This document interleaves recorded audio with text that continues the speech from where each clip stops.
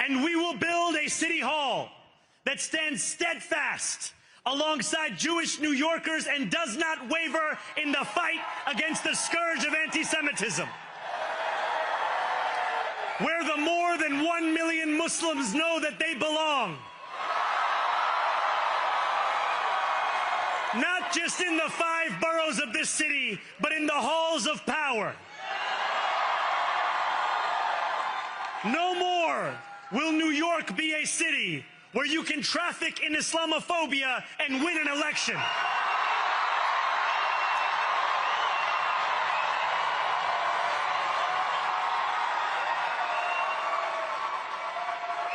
This new age will be defined by a competence and a compassion that have too long been placed at odds with one another. We will prove that there is no problem too large for government to solve and no concern too small for it to care about. For years, those in City Hall have only helped those who can help them. But on January 1st, we will usher in a city government that helps everyone.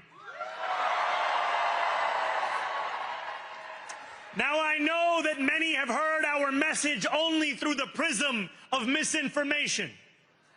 Tens of millions of dollars have been spent to redefine reality and to convince our neighbors that this new age is something that should frighten them. As has so often occurred, the billionaire class has sought to convince those making $30 an hour that their enemies are those earning $20 an hour. They want the people to fight amongst ourselves so that we remain distracted from the work of remaking a long broken system. We refuse to let them dictate the rules of the game anymore.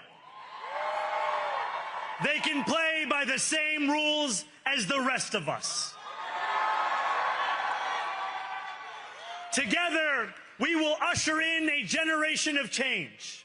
And if we embrace this brave new course, rather than fleeing from it, we can respond to oligarchy and authoritarianism with the strength it fears, not the appeasement it craves.